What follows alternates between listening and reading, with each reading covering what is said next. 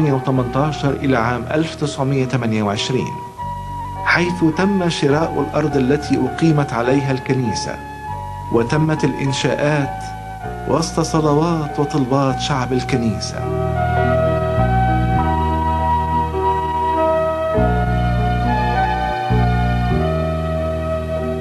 هذه الكنيسة المقدسة، وإن كان في خلال هذه الحقبة من التاريخ تأسست هذه الكنيسة سنة من 1918 ل 1928. تم شراء هذه الأرض في هذه المنطقة، وأيضا تمت الإنشاءات، وتبرع في بناء هذه الكنيسة هو المرحوم سعيد باشا عبد المسيح، وكمل المباني ابنه المرحوم برسوم باشا سعيد. أول ما تطأ أقدامك داخل الكنيسة تشعر كأنها السماء والمحطة المحبوبة لكل القوات السمائية. تملأ نفسك بالفرح والقوة، فتتلامس مع عمق الحياة الكنسية الروحانية، ومع إشراق نور الرب الإله الذي يملأ كل جوانبها.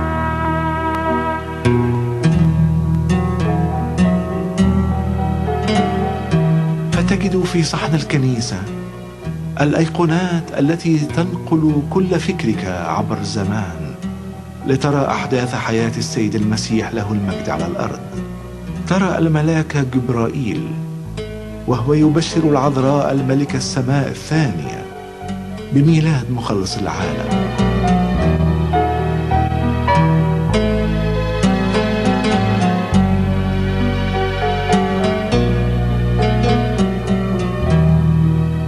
في محبة وتواضع لم ترى مثله تجد السيد المسيح له المجد وهو يقوم بغسل أرجل التلاميذ في يوم خميس العهد. وفي المحاكمة نراه كالشاه الصامت لم يفتح فمه رغبة في إتمام خلاص العالم.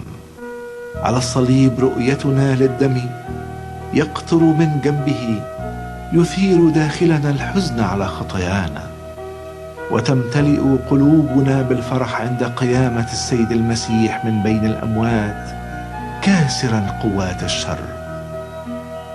هذه الكنيسة المقدسة هي كنيسة الشهيد العظيم الأمير تدرس. المذبح الأساسي أو الرئيسي هو مذبح الأمير تدرس، وأيضا عندنا مذبح من الناحية البحرية هو مذبح القديس العظيم الأنبا إبراهام الأول أسقف الفيوم، وأيضا عندنا مذبح من الناحية القبلية هو مذبح القديس العظيم الأنبا أنطونيوس أب الرهبان. وعندنا في الكنيسة أيضا هنا أيقونات. الأيقونات تنقسم إلى قسمين. القسم الأول أيقونات تعتبر أيقونات أثرية، هذه لها أكثر من 90 سنة موجودة في داخل الكنيسة، ودي فنان إيطالي هو المرحوم سعيد باشا اللي هو اتبرع بهذا المكان، وأيضا هو اهتم ببناء هذه الكنيسة المقدسة. اهتم أيضا يجيب فنان إيطالي عشان يرسم لنا هذه الأيقونات المقدسة. وأما في سنة 1970 هناك أيقونات أخرى قام برسمتها يعقوب فانوس، وده أيضا من ضمن الفنانين اللي حضروا من بيروت أيضا خصيصا لكي ما يرسموا لنا هذه الأيقونات المقدسة. بالنسبة للأيقونات الجديدة دي تبدأ من البشارة لأمنا العذراء مريم، ثم الميلاد، ثم المعمودية المقدسة، إلى أن تنتهي بآلام الرب يسوع المسيح وقيامته وصعوده إلى السماء. هكذا كل من يدخل إلى هذه الكنيسة المقدسة يستطيع أن هو يعيش مع الرب يسوع المسيح خطوة بخطوة منذ الميلاد حتى القيامة المقدسة وصعوده إلى السماء.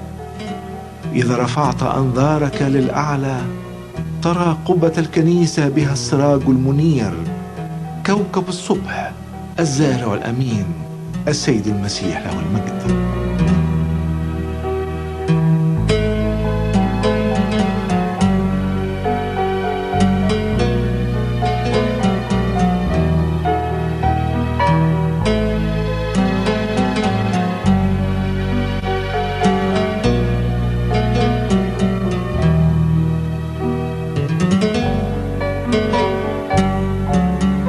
تقترب لترى حامل الأيقونات بأيقوناته المتنوعة يعبر عن أسرار الكتاب المقدس وتعاليمه.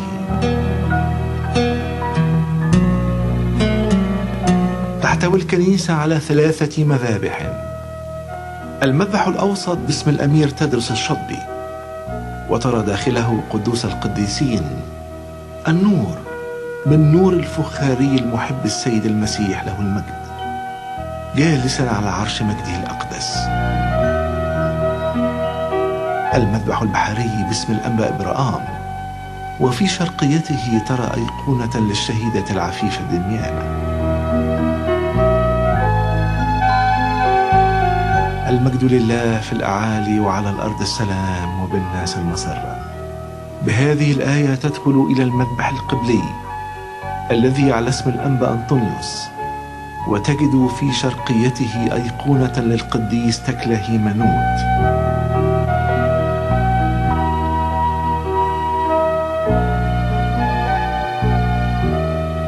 كما تضم الكنيسة مدفنا لنيافة الحبر الجليل المتنيح الأنبا ساويروس مطران المنيا السابق.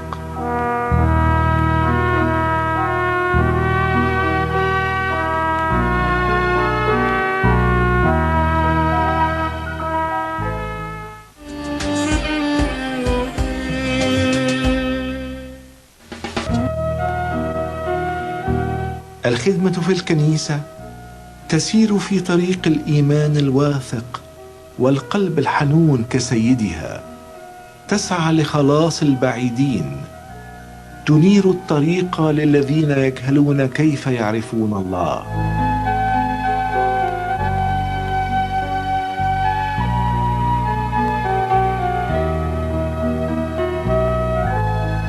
بالنسبة للكنيسة أنشطتها واجتماعاتها يعني يوم السبت بيبقى فيه صلاة عشية ودراسة الكتاب، بيعمل قدس أبونا سيداروس القمص بتاع هذه الكنيسة ووكيل الكلية الإكليريكية.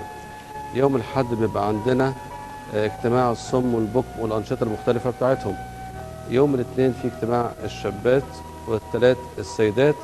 ومن خلال الاجتماعات دي أيضا بيبقى فيه زي اجتماع السيدات مثلا، بيبقى فيه دراسة في العهد القديم، بيبقى فيه فقرة طبية، في فقرة ألحان، وفقرات عديدة خاصة بيهم بصرية أو تربوية. وأيضا اجتماع يوم الأربعاء اجتماع جامعة وخاص به من جميع الأنشطة المختلفة بالشباب والمؤتمرات الخاصة بيهم. وأيضا يوم الخميس اجتماع الشباب. ويوم الجمعة زي ما القدس أبونا بيمن اجتماع العام لسيدنا نيافة الأنبا أرسانيوس، ويبقى اجتماع شامل في إجابة أسئلة، في ألحان وتسبحة، في عظات دراسية كتابية وتأملات روحية وسير آباء. وبعد كده سيدنا بنفسه بيعمل تسبحة نص الليل، وبيقابل الشعب كله من خلال الاجتماع العام في هذه الكنيسة. والكنيسة هنا تعتبر هي مركز قبل افتتاح كنيسة الأنبا أنطونيوس، هي كانت محور خدمة القرية. يعني كان دلوقتي خدمة القرية تجمعوا هنا الخدام ويطلعوا لخدمة القرية من هذه المكان.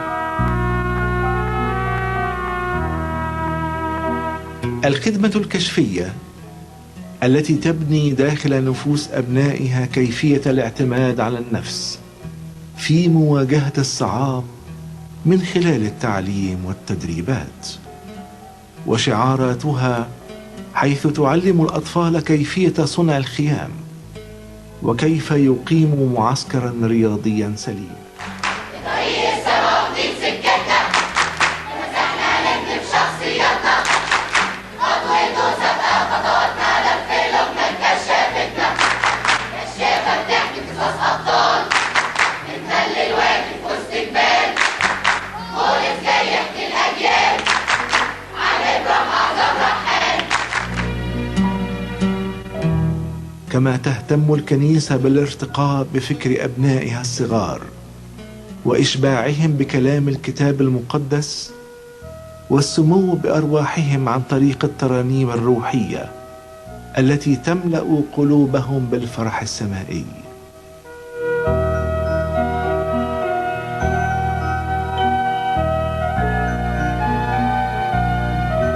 كما ترعى الكنيسة الفئات الخاصة من الصم والبكم، فلا تتوقف عند ضعف إمكانياتهم، وإنما تقدم لهم الحياة الكنسية كلها بلغاتهم، وهي لغة الإشارة من ترانيم روحية وقصص الكتاب المقدس المعزية.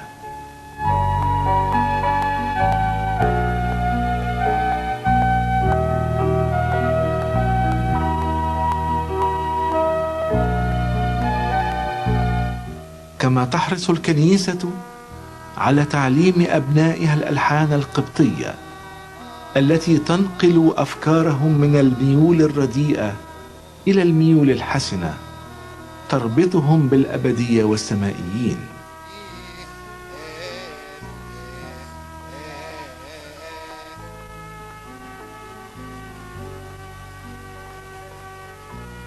خلال عروض الكانتاتا، وهي غنائية دينية، تقدم الكنيسة الكثير من المعاني الروحية والترانيم التي تلهب المشاعر بالحب الإلهي.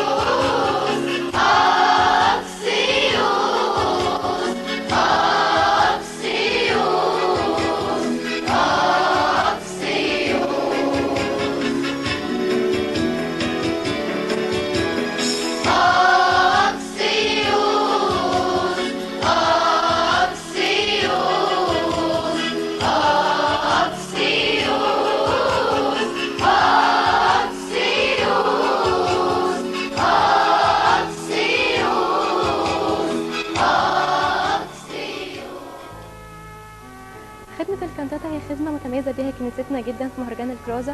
الكانتاتا هي مجموعة ترانيم بتتكلم في موضوع واحد، الموسيقى فيها بتكون متصلة، بتتخللها تأملات وكلام للراوي بيسرد الأحداث. خدمة المسرح، وهي إحدى الخدمات المتميزة بالكنيسة، حيث يخرج الأطفال ما بداخلهم من مواهب وطاقات في فن التمثيل.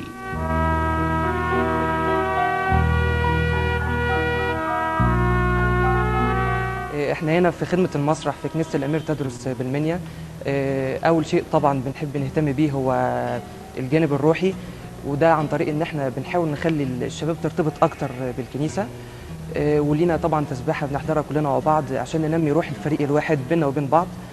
بالنسبة للجانب الفني طبعا عن طريق كل يوم بروفات في الصيف وفي الشتاء بنحاول ناخد بروفة مثلا كل أسبوع. وعن وسائل الإيضاح، تعلم الكنيسة أبنائها كيفية الاستفادة من الخامات المختلفة في صنع أشياء عديدة تفيد الكنيسة. وقد حصدت الكنيسة الكثير من الجوائز في مهرجان الكرازة المرقسية لعدة أعوام ولمختلف المجالات.